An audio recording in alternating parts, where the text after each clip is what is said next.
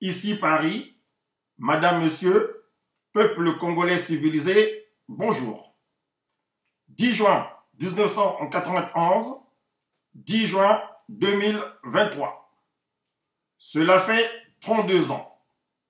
32 ans déjà, depuis la fin de la conférence nationale souveraine du Congo-Brazzaville.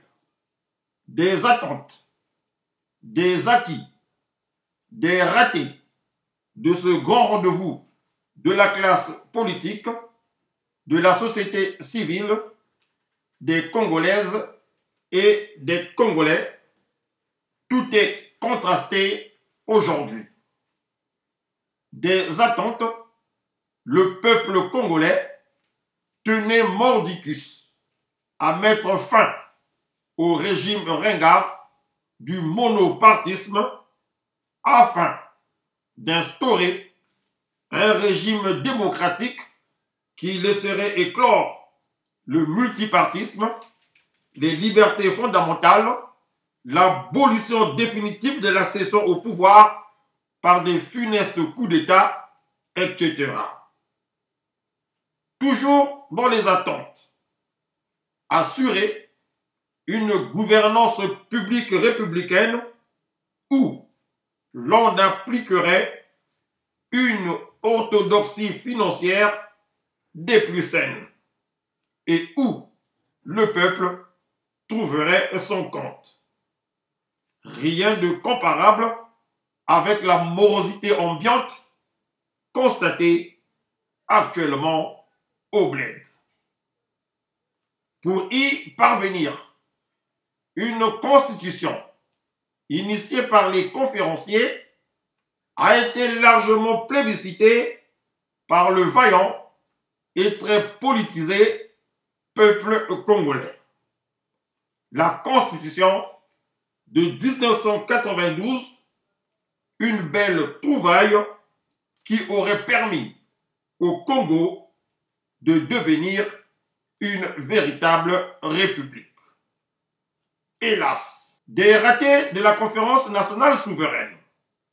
Rappelant, non sans regret, la non-application des actes majeurs, plus est, ni pendant la transition politique, ni par la première république issue des élections libres, transparentes, indépendantes et populaires jamais organisées dans notre pays. Des acquis de la conférence nationale souveraine tenue du 25 février au 10 juin 1991, en toute sincérité, je ne vois quoi mettre en exergue lorsque je me remémore la période de gouvernance Lissouba de 1992 à 1997. Et, au cataclysme, celle hasardeuse, funeste, de l'usurpateur Sassou Denis Mathurin depuis octobre 1997 à nos jours.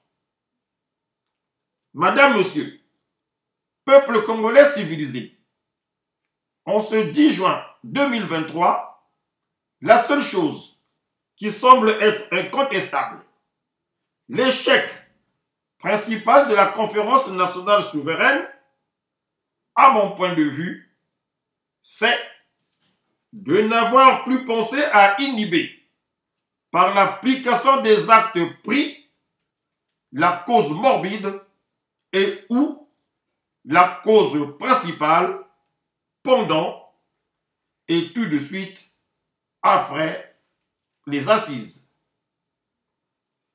Vous l'avez compris, ici, je fais allusion au mal du Congo, le ver qui pourrit le fruit, celui-là même qu'il aurait fallu neutraliser définitivement, le sieur Sassou Denis, celui-là même qui continue à semer panique et désolation au sein des populations de nos jours.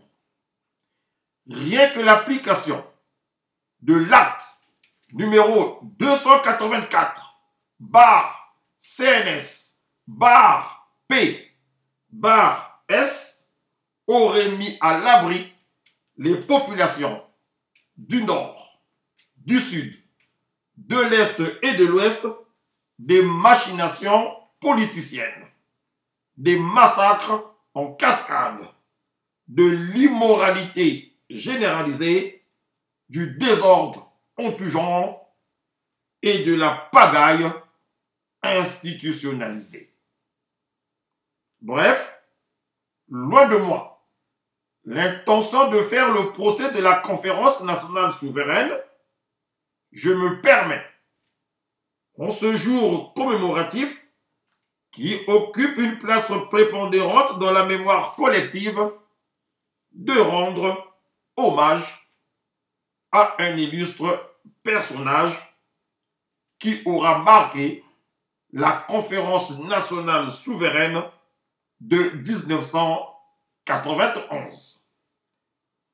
Monsieur Albert Roger Massima, le président de la commission ad hoc assassinat de la conférence nationale souveraine, qui, dans son livre intitulé « Crimes de sang et pouvoir au Congo-Brazzaville », a consigné pour la postérité les mensonges pondus et ou les vérités réparatrices énoncées lors des auditions sincères, plus ou moins saccadées, voire loufoques, au sein de la dite commission.